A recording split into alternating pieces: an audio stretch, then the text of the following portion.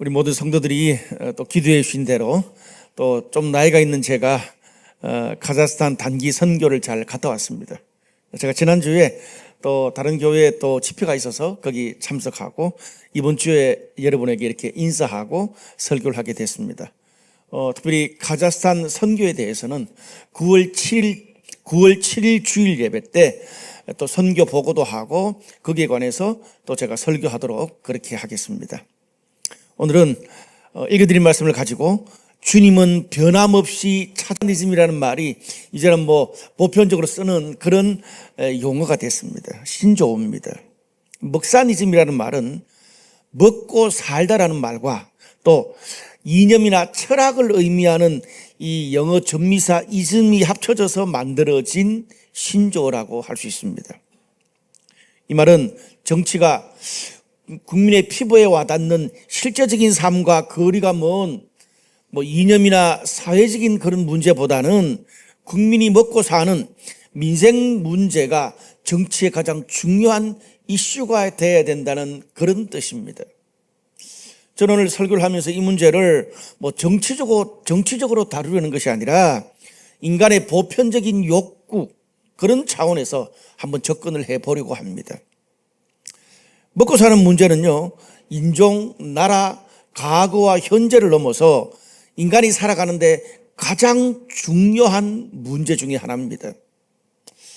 1789년에 프랑스 혁명이 일어났을 때 파리 시민들이 외쳤던 유명한 말이 있습니다. 역사적으로 뭐냐면 빵을 달라 아니면 죽음을 달라 이 말입니다. 빵을 달라 아니면 죽음을 달라. 그런데 이 말을 들었던 당시 루이 16세의 왕비 사치의 아이콘이었던 마리 앙투아네트가 그 말을 듣고 빵이 없다면 케이크를 먹으라고 하세요라고 말했다 그래요. 그 말을 전해 들었던 군중들이 분노해서 프랑스 혁명을 통해서 그 왕과 왕비를 끌어내리고 처단을 했다고 합니다. 먹고 사는 문제는 중요합니다. 저는 이 먹고 사는 문제에 하나 더 추가해서 내가 나중에 뭐 하고 살지? 우리 미래의 진로 문제가 인간에게 가장 중요한 이슈 중에 하나라고 생각합니다. 먹고 사는 문제, 내가 나중에 뭐 하고 살지, 미래의 진로 문제, 이게 중요해요. 여러분, 그래서 이게 신앙생활에도 반영이 됩니다. 성도들이요, 신앙생활을 하면서 먹고 사는 문제와 미래 진로 문제에 있어서 하나님을 실제로 경험하지 못하면 아무리 멋진 하나님의 말씀, 구원, 영광스러운 교회 비전을 이야기해도 그렇게 와닿지가 않습니다.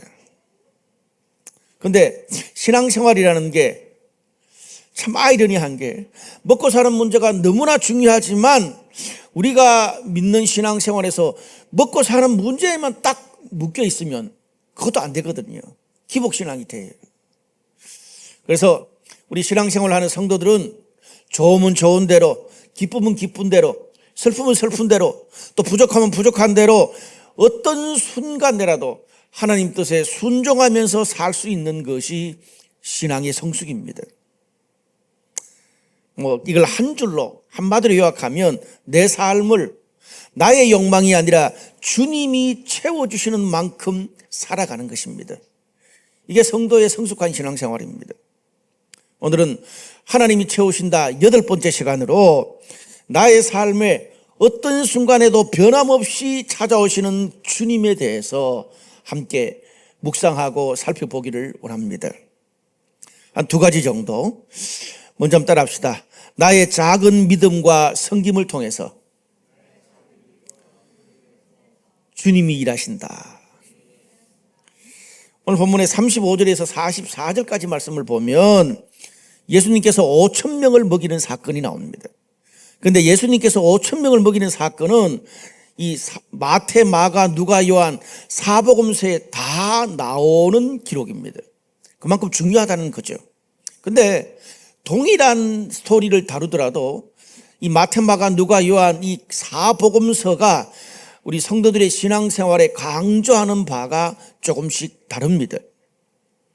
특별히 마가복음, 우리가 읽었던 마가복음의 이 5,000명을 먹이는 사건에서 강조하는 것은 주님께서 일하실 때에, 하나님께서 일하실 때에 나에게 있는, 우리에게 있는 것들을 통해서 주님이 일하신다는 것을 강조하고 있습니다. 오늘 본문의 내용을 짧게 요약하면 이렇습니다. 예수님이 가시는 곳곳마다 수많은 사람들이 몰려들었습니다. 예수님의 말씀을 듣고 병을 고침받고 또 인생의 여러 가지 힘든 문제를 해결받기 위해서 많은 사람들이 예수님을 따라다녔습니다. 오늘 본문에도 보니까 무려 5천 명이 넘는 사람들이 예수님을 따라왔다 그럽니다. 그런데 그렇게 예수님과 시간을 보내다 보니까 날이 어두워지고 식사할 때가 다 됐습니다. 그것을 본 제자들이 따라온 무리들에게 이야기해서 각자가 마을로 가서 식사를 하자고 이야기를 합시다라고 예수님께 제안을 합니다. 왜냐하면 이 5천 명 이상의 사람들이 모인 곳이 아주 넓은 들판이기 때문에 그렇습니다. 거기서 뭐 먹을 것을 구할 수가 없어요. 마을로 들어가야, 뭐 가깝거나 먼 마을로 가야 먹을 것을 구할 수 있거든요. 그런데 그 제자들의 제안이 뭐 특별히 잘못된 게 없는데 예수님께서 그 제안을 거절하셨습니다. 그러면서 어떻게? 너희가 먹을 것을 주라. 너희가 먹을 것을 주라고 단도직입적으로 말씀했습니다. 예수님이 그렇게 말하니까 제자들이 뻥 쪄가지고, 아니 5천 명이 넘는 이 많은 사람들을 먹일 수 있는 그 돈이 저희들에게 없는데 어떻게 합니까? 근데 예수님은 완강하게 그 제자들의 말을 인정하지 않으셨습니다. 그러면서 할 수 없다는 이유만 자꾸 대지 말고 지금 너희들한테 떡 몇 개가 있는지, 지금 우리들에게 무엇이 있는지부터 찾아보라고 말씀합니다. 사실 이 제자들이 예수님께 전했던 이 말은 어떤 면에서 굉장히 현실적이고 객관적일 것 같습니다. 그런데 더 깊이 들어가 보면 이 제자들의 이 제안은 현실적인 제안이라기보다는 자신들을 따라온, 그 예수님을 따라온 거죠. 예수님을 따라온 수많은 무리들에 대한 부담과 책임을 회피하고 싶어서 그런 제안을 했던 것입니다. 제자들이 제안한 말이 뭐예요? 5천 명이 넘는 이 사람들을 각자 주변 마을로 가서 뭔가를 사 먹도록 이야기합시다. 자, 이 말을 우리가 한번 분석해 보자고요. 이스라엘 당시 상황을 한번 살펴보세요. 현실적으로 그 수많은 사람들이 모였던 빈들 주변에 가까운 마을에 예루살렘 같은 큰 도시가 있습니까? 없어요. 제가 이스라엘 가보니까 이런 빈들이 있는 곳은 뭐 갈릴리 지방 주변이잖아요. 그러면 그냥 작은 그런 마을들 몇 개 있는 정도 수준밖에 안 된단 말이에요. 여러분, 거기에 그 몇몇 마을, 가까운 마을에 5천 명이 먹을 만한 그런 식당이 도대체 몇 개가 있겠습니까? 또 이렇게 많은 5천 명을 또 식당에서 수용 못하는 사람들에게 먹을 것을 줄 집이 또 얼마나 있겠어요? 현실적으로 제자들이 하는 말은 의미가 없어요. 현실성이 떨어집니다. 이게 뭡니까? 어차피 이 많은 사람들 예수님 우리가 오라 그런 것도 아니고 그들 스스로 예수님을 따라왔으니까 그 부담과 책임을, 먹는 책임, 먹여야 되는 책임하고 또 잠자는 그런 모든 책임을 우리가 지는 것보다 따라온 그들에게 맡기는 게 욕 덜 먹을 것 아니겠습니까? 사실 그 말이거든요. 우리가 이 본문을 통해서 제자들이 자신들이 져야 될 이 부담과 책임에 관심이 있었다고 한다면 예수님의 관심은 좀 달랐습니다. 우리 예수님은 그 빈들에서 지금 쫄쫄 굶고 있는 수많은 사람들을 어떻게 하든지 먹여야 된다는 것에 관심이 있었습니다. 그래서 뭐라 그래요? 어쨌든 간에 너희가 먹을 것을 줘라. 그들이 가서 구하는 것보다는 너희가 먹을 것을 주고 사람들에게 무엇이 있는지를 찾아보는 게 더 낫지 않겠냐, 그 말입니다. 그래서 처음에는 제자들이 이해가 안 갔을 거예요. 뭐 찾아봤자 뭐가 있겠어요.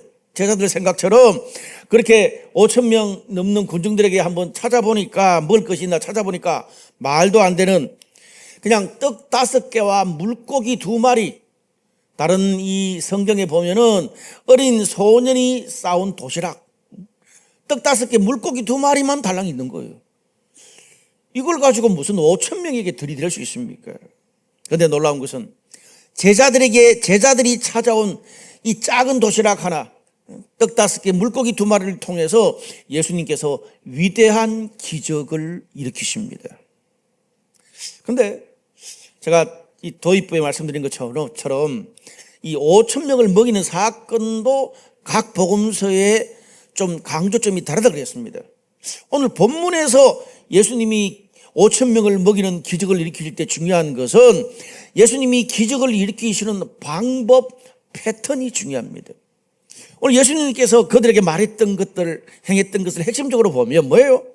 지금 너희들한테 있는 것이 무엇인가를 찾아보고 너희가 직접 먹을 것을 주라, 해결하라는 겁니다. 너희가 41절과 42절에 보면, 그래서 그 떡 2개와 그 떡 5개와 물고기 2마리를 가지고 예수님께서 제자들에게 주어 제자들이 직접 무리들에게 계속 나눠주게 했습니다. 제자들이 직접 나눠줬다는 거예요. 이게 오늘 본문의 이 첫 번째 이야기의 스토리입니다. 자, 그럼 우리가 이 본문의 말씀을 우리 삶에 어떻게 적용할 수 있습니까? 여러분, 우리가 뭔가를 할 때는 사람이요, 모든 것이 완벽하게 준비가 되거나 충분한 돈과 여건이 준비될 때 우리는 좀 편안하게 뭔가를 시도할 수 있습니다. 예를 들어 뭐 직장을 이직하거나 이사를 하거나 집을 사거나 또 우리 자녀들의 장기적인 이 교육 계획을 하거나 이런 것들은 굉장히 정확하고 자세하고 완벽하게 준비를 해야 되겠죠. 그런데 어떤 상황들은 아무리 고민을 해도 더 이상 뾰족한 해결책도 없고 고민만 잔뜩 하고 시간만 계속 흘러가는 그런 일도 우리들한테는 있습니다. 보통 이럴 때는 그 부담감에 짓눌려 가지고 생각은 굉장히 많고 자꾸 미루기는 하는데 실제 첫 발을 내디디지 못할 때가 굉장히 많습니다. 여러분 어때요? 저도 그런 게 굉장히 많았어요. 나도 모르게 자꾸 미루게 돼요. 생각은 많은데 실제로 하는 것은 아무것도 없어. 근데 나는 생각이 많아서 이미 내 몸과 마음은 지쳤어. 뭐 우리가 그런 것을 생각할 때 작게는 뭐 버려야 될 일들, 또 내 방이나 우리 집안을 대청소하는 것, 아니면 뭐 그동안에 오래됐던 컴퓨터 파일을 정리하는 것, 아니면 뭐 미뤄왔던 운동이나 다이어트, 그리고 꼭 만나서 해결해야 되는 그런 이 문제를 해결해야 되는 사람들이 있고요. 또 우리가 미래의 계획을 위해서 뭔가를 습득하고 배워야 되는 그런 것까지 다양합니다. 그런데 이런 작은 것뿐 아니라 우리 삶에 결정적이고 더 이상 미룰 수 없고 반드시 해야 되고 또 하기 싫어도 어쩔 수 없이 해야 되는 그런 일들도 있습니다. 그런데 이렇게 중요한 일들은 우리 인생에서 한순간 해결되는 게 아니잖아요. 시간이 오래 걸리고 수많은 절차와 과정과 시행착오를 반복해야 되기 때문에 그것이 부담스러워서 자꾸 우리가 미루고 부담을 가지는 거예요. 그런데 생각해보면 결국은 내가 언젠가는 해야 되는 거잖아요. 또 결국 뭐 자꾸 이렇게 뭐 이 핑계 저 핑계 되지만 결국은 그 부담을 내가 질 수밖에 없는 것이라면 오늘 본문에 근거해서 복잡한 생각이나 안 되는 핑계를 찾기보다는 뭐예요? 지금 너희에게 무엇이 있는지를 찾아보고 네가 지금 당장 할 수 있는 일이 무엇인지를 생각해보고 너희가 직접 먹을 것을 주고 너희가 직접 그 문제를 해결해라는 예수님의 말씀에 귀를 기울일 필요가 있습니다. 오늘 그 말씀이에요. 지금 내가 할 수 있는 것, 내가 가진 것이 떡 5개, 물고기 2마리밖에 없어. 턱없이 부족하고 내가 생각하는 어떤 목표, 계획에 뭐 너무나 턱없이 부족할지라도 뭐예요? 주님께서 그것을 통해서 네가 지금 믿음을 가지고 당장 시도하고 나누고 기도하면 너의 그 작은 믿음과 섬김을 통해서 주님도 일하시겠다. 주님이 기적을 베풀겠다. 그 말씀입니다. 여러분, 우리가 성경에서 볼 때 하나님은 생각만 하고 고민할 때까지는 하나님도 고민하십니다. 하나님도 역사하지 않습니다. 안 그래요? 그런데 내가 준비하고 고민했던 것을 작은 것이라도 첫 발을 내딛고 실행할 때 그때 하나님도 같이 기적의 첫 발을 내디디시고 움직이십니다. 흔히 우리가 하는 말 중에 탁상공론, 시작이 반이다, 그런 말 있잖아요. 여러분, 탁상공론이 뭡니까? 아무리 좋은 계획, 아무리 좋은 의논이라도 탁상공론만 하는 거 다 하고 작지만 실행하기 위해서 첫 발을 내디디는 것은 상황이 완전 다릅니다. 사랑을 책으로 배우는 것과 내가 좋아하고 사랑하는 사람에게 입으로 말로 고백했을 때는 완전히 다른 상황이 벌어지는 겁니다. 흔히 우리가 여행을 갈 때, 저도 이번에 카자흐스탄 3번째 가는데 또 유튜브도 많이 보고 막 이렇게 책도 많이 보고 많이 했어요. 2번 갔음에도 불구하고. 근데 내가 짐을 들고 외국의 그 카자흐스탄의 공항에 딱 떨어졌을 때 상황은 완전히 다르더라고요. 왜? 이놈의 무슨 공항에서 짐이 나오는데 중간에 이 그 컨베이어 벨트가 섰버려서 책에서 동영상에서 볼 수 없는 일이야. 2번이나. 그래서 컨베이어 벨트 돌아가는 것이 2번이 멈춰져 가지고 나오는데 1시간 가까이 걸렸어요. 네. 무슨 말입니까? 우리가 생각하는 그거를 실행에 옮길 때 그때 우리가 하는 고민과 상황은 완전히 차원이 다르다는 그 말입니다. 그래서 사람들이 시작이 반이다라고 하는 거예요. 판을 내가 직접 깔기 시작하면 첫 발을 내디디면 고민이 달라지는 거예요. 여러분, 제가 나이가 들수록 생각하는 것이 사람이 생각을 오래 하고 많이 한다고 더 완벽한 해결책이나 답이 나오는 게 아니더라고요. 여러분, 우리가 인생을 한 30년, 40년 살아보면 이제 인생의 대부분은 그냥 어느 정도 일정 시간을 생각하면 가야 할 방향과 답이 금방 나오지 않아요? 많은 분들이 저한테 와서 물어요. 근데 답 다 알잖아요. 예. 답 다 아는데 묻는 거라고요. 왜 그래요? 문제는 내가 그 답을 알지만 내가 알고 있는 그 답을 내가 직접 실행해야 되니까 그게 싫은 거라. 그게 부담스러운 거라. 또 나도 알고 남도 알고 있는 그 답이 되는 그 길을 내가 선택하고 싶지 않기 때문에 그래서 이 사람 저 사람 하나님 또 물어보고 자꾸 계속 찾아다녀요. 왜 그런 줄 아세요? 내가 원하는 답을 듣고 싶어서. 그래서 찾아다니는 거예요. 여러분, 하나님은 인간에게 뭐를 주셨어요? 자유의지를 주셨습니다. 자유의지. 자유의지, 또 일반은 총, 그렇게 이야기해요. 자유의지가 뭡니까? 인간에게는 이성, 머리를 주셨어요. 감정을 주셨어요. 또 상식, 과학 이런 걸 주셨어요. 그러니까 인간이 이성으로 생각하고 상식적으로 판단해서 충분히 해결하고 결정할 수 있는 것들은 스스로 알아서 지가 해결하게 하셨어요.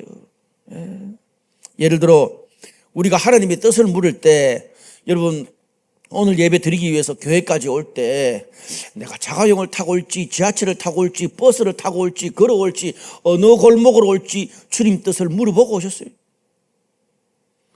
아니잖아요. 근데 우리가 가는 어떤 것은요, 다른 누가 봐도 상식적으로 생각해도 답이 나오는 것을 붙잡고 하나님 뜻을 계속 묻습니다. 왜? 내가 원하는 답이 아니거든. 하나님이 계속 답하시다가 어떤 말씀을 하실까요? 야, 그런 거는 네 스스로 해결하고 하라고 내가 머리를 줬고 주변 사람들을 붙여줬으니까 네가 생각하고 네가 의논해서 좀 해결하면 안 되겠니? 어느 날 내가 말씀을 묵상하는데 그런 생각이 드는 거예요. 그러면서 주님이 뭐라고 한 줄 아세요? 송 목사야, 정말 성경에서 내가 하라 그러는 거는 네가 하지 않으면서 쓸데없는 것은 왜 자꾸 이렇게 계속 물어보냐? 네가 안 하고 싶어서 그렇지. 네가 어린애냐? 그 말을 듣고 나니까 성경에서 예수님이 제자들한테 하시는 많은 말씀들이 조금 해석이 되더라고. 사랑하는 여러분, 우리가 완벽하지 않더라도 내가 지금 할 수 있는 작은 것이라도 주님께 내어놓고 믿고 기도하고 나누고 섬기다 보면 그 다음은 주님도 일하십니다. 주님이 움직이세요. 너무 먼 미래까지 생각하지 마세요. 제가 이런 말할 자격이 있습니다. 제 문제가 뭐냐 하면 제가 젊을 때 너무 먼 미래를 생각하는 거예요. 제가 전공이 역사잖아. 저희 와이프가 늘 스트레스 받는 게 뭔지 아세요? 어떤 사실 하나 말하면 되는데 역사적으로 늘 수십 킬로 전부터 시작하는 거야. 수십 년 전부터 막 이야기하는 거예요. 제가 그거 털어내는데 얼마나 힘든지 몰라요. 아직도 조금 그래. 따라합시다. 너무 먼 미래까지 생각하지 맙시다. 여러분, 내일 어떤 일이 벌어질지 우리가 어떻게 압니까? 그냥 오늘 내가 할 수 있는 것만이라도 최선을 다합시다. 제가 살아보니까 우리 삶에 답이 없을수록 이 말은 진리입니다. 여러분, 우리가 살아왔던 삶이 나름대로 다 일정 시간이 있잖아요. 이제 우리 삶을 돌아보면 거창하게 빚어내라고 떵떵거리면서 준비했던 것보다 내가 뭐도 모르고 시작했던 별것 아닌 것들이 나중에 큰 연결고리와 기회가 되는 것을 볼 수 있습니다. 제가 최근에 그거를 너무나 많이 느껴요. 하나님에게는 우연이 없어요. 두 번째, 한 번 더 따라합시다. 주님은 어떤 상황에서도 변함없이 일하신다.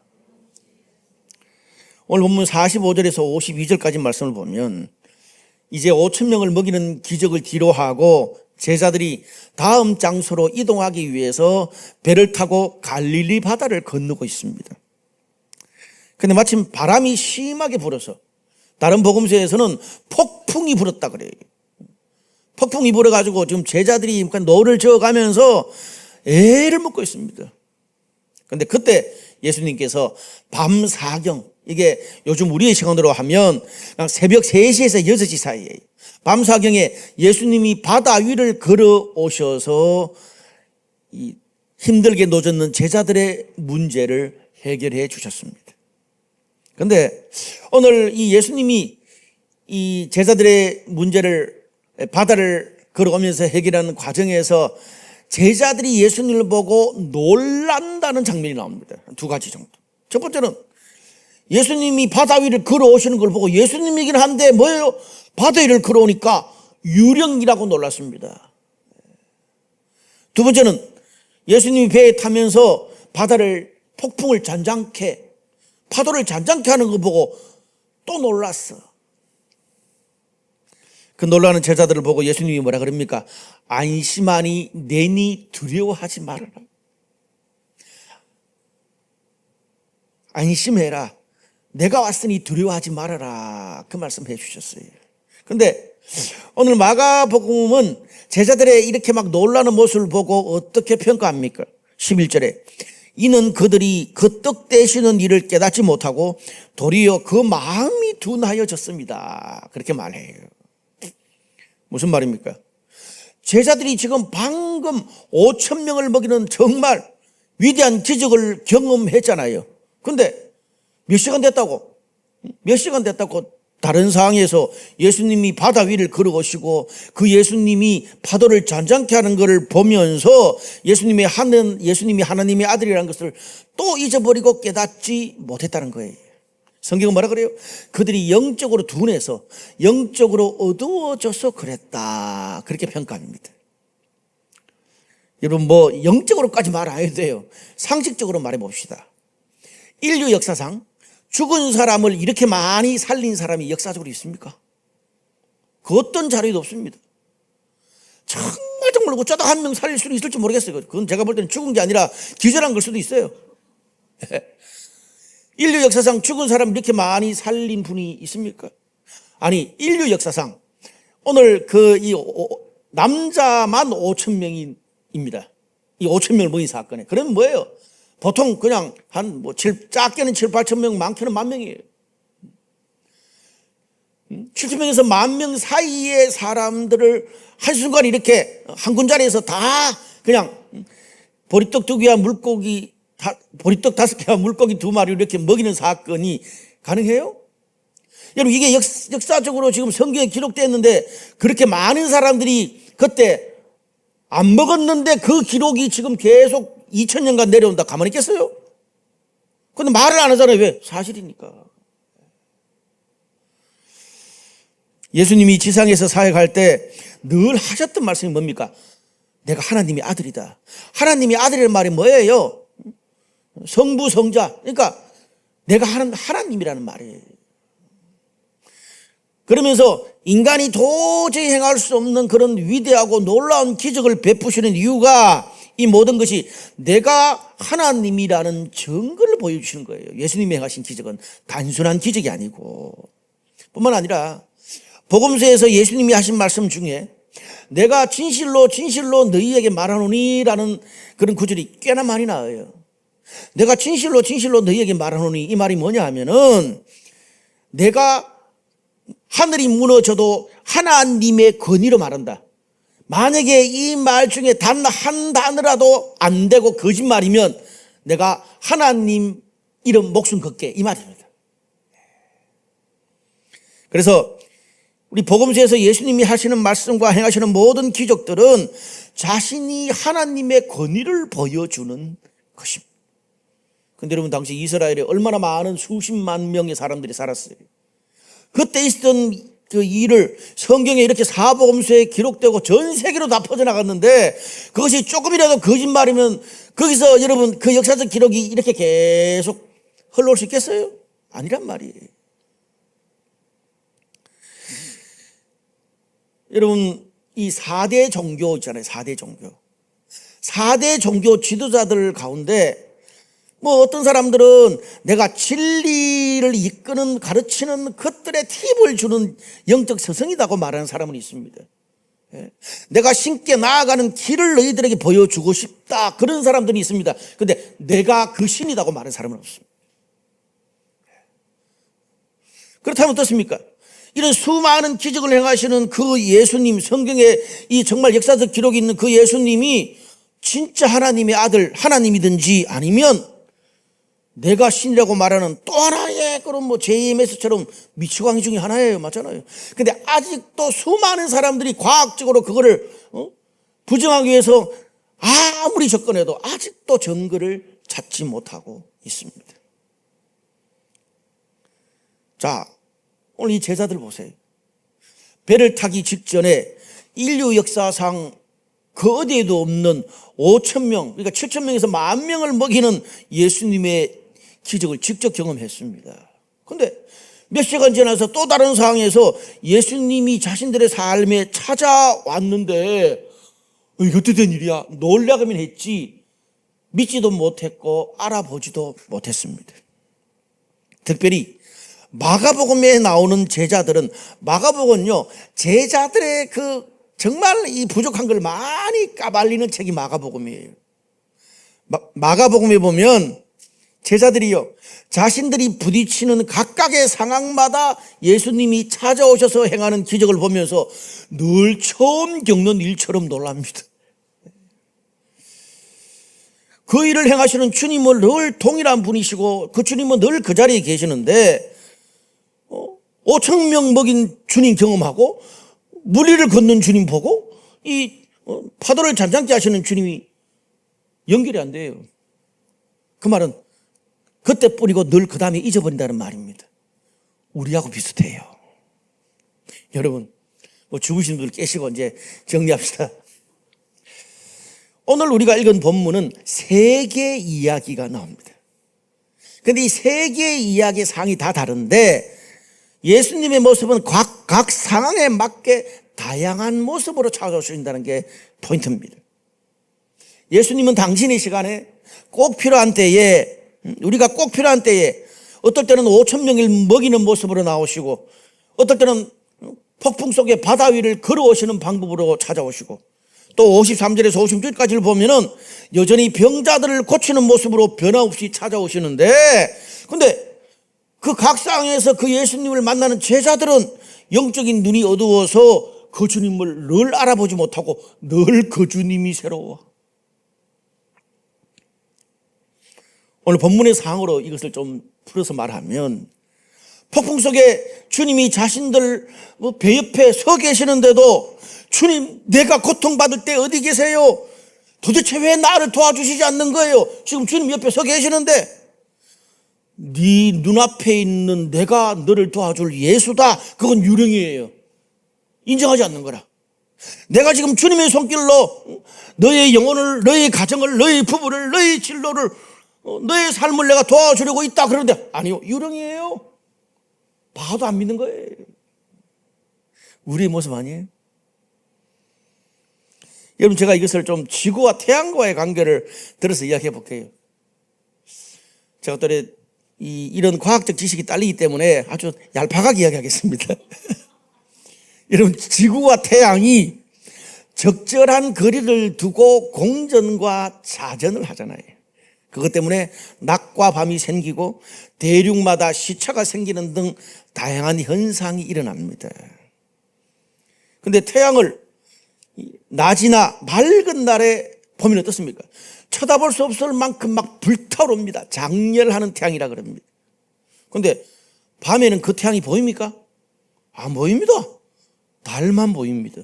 또 낮이 아니라 흐린 날에는 태양이 희미하게 보이고 비가 오는 날에는 아예 태양이 보이지 않습니다.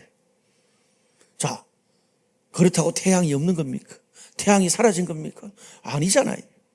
단지 지구의 상황이 낮과 밤, 맑은 날, 비가 오는 날이기 때문에 그 상황에 따라 선명하게 보이기도 하고 희미하게 보이기도 하고 어떨 때는 보이지 않을 때도 있습니다. 그러나 중요한 진리는 뭡니까? 태양은 변함없이 늘 그 자리에서 지구와 일정한 간격과 시간을 두고 공전과 자전을 계속 하고 있다는 겁니다. 하나님이 만드신 천지자연이 이럴진데 마찬가지로 여러분, 우리의 인간의 상황이 어떻습니까? 우리 제자들처럼 오늘 본문의 새 이야기처럼 지구처럼 늘 변합니다. 5천 명이 굶어서 배가 쫄쫄 굴는 그런 상황, 아니면 또 어떨 때는 폭풍이 있는 상황, 아니면 어떤 병자들이 막 그냥 주변에 많은, 지구처럼 늘 변해도 주님의 사랑과 일하심은 어떻습니까? 태양처럼 언제나 변함없는 모습으로 우리에게 찾아오십니다. 오늘 본문의 세 가지 이야기는 그것을 우리들에게 이야기해 주고 있습니다. 근데 우리는 어떤 우리 삶에 겪었던 특별한 한 가지 나에게 맞고 내가 좋아하는, 내가 그냥만 고 예수님 하나님의 모습만 딱 고정되어 있으니까 그것이 아닌 다른 방법으로 예수님이 오실 때는 보여지질 않습니다.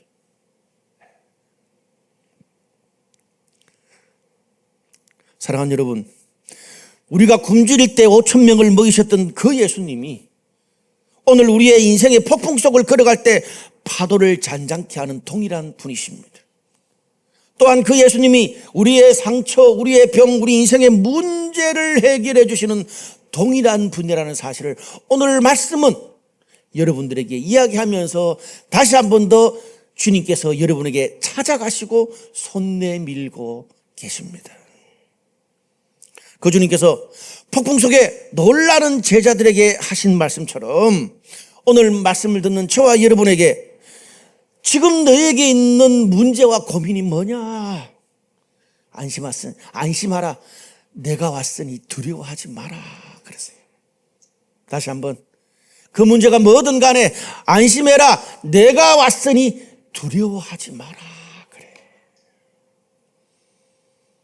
사랑하는 여러분, 기억하십시오. 우리의 상황은 변해도 주님은 언제나 늘 그 자리에 계시고 변함없이 우리들에게 찾아오십니다. 단지 우리의 눈이 어두워서 그게 지금 보이지 않을 뿐이에요. 오늘 말씀을 들으면서 주님이 보이지 않는 우리의 눈의 그늘들이 다 벗어지기를 주님의 이름으로 축원합니다. 말씀의 결론을 맺을게요. 우리 교회는 인생의 가장 빡세고 힘든 3, 40대가 많습니다. 이렇게 말하면 20대가 우리도 만만치 않습니다. 죄송합니다. 제가 겪어보니까 3, 40대가 더 힘든 것 같아요. 예.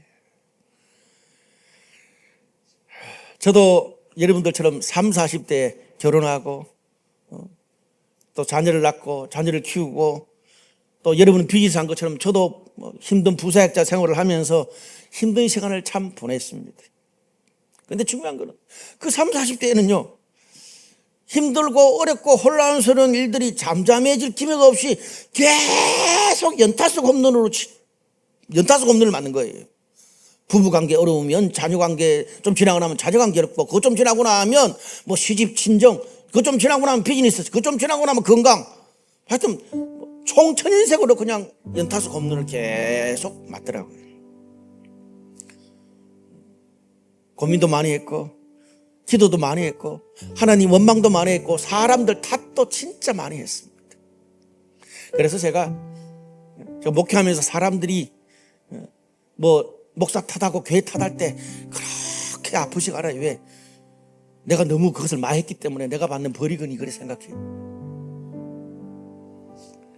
그런데 제가 그것을 다 지나고 보니까 모든 문제가 내가 어떻게 그것을 받아들이고 반응하느냐 나의 내면의 문제더라고요. 결국은 마지막에 가서 보니까 그런 고민을 많이 하면서 40대 초반 중반을 지나면서 어느 순간에 하나님께서 그런 인생의 수많은 반복적인 문제에 막 휘둘려서 천국과 지옥을 왔다 가는 그런 제 모습을 바꿀 수 있는 중요한 말씀을 깨닫게 해주셨어요.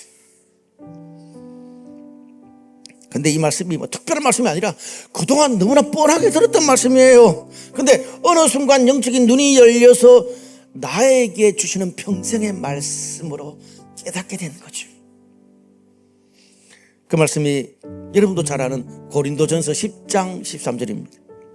사람이 감당할 시험 밖에는 너희가 당한 것이 없나니 오직 하나님은 미쁘사 너희가 감당하지 못할 시험 당함을 허락지 아니하시고 시험 당할 즈음에 또한 피할 길을 내사 너희로 능히 감당하게 하시느니라. 다시요.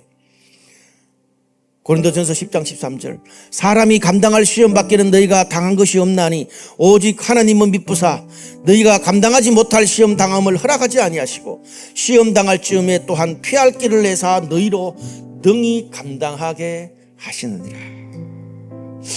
제가 이 말씀을 큐티하고 있었던 상황인데 갑자기 그냥 이사이트가 영적인 이사이트가 확 와서 내 온 영혼을 감싸는 거예요. 이 말씀을 보니까 전에 또 알았어. 근데 이 말씀을 딱 정리하니까 너무나 심플하게 두 가지라. 첫 번째는 뭔지 아세요? 하나님은 믿을 만한 분이라서 내가 감당하지 못할 송창근이 감당하지 못할 시험은 절대 주지 않으신다. 그게 아니면 내가 쓰러지고 포기하기 직전에 오늘 본문의 말씀처럼 폭풍 속에 찾아오신 것처럼 특별한 기적을 통해서 피할 길을 주셔서 감당하게 하신다.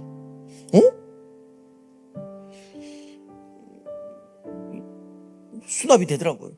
근데 두 번째, 제가 제가 좀 이렇게 좀 삐딱한 그런 그 성향 있잖아.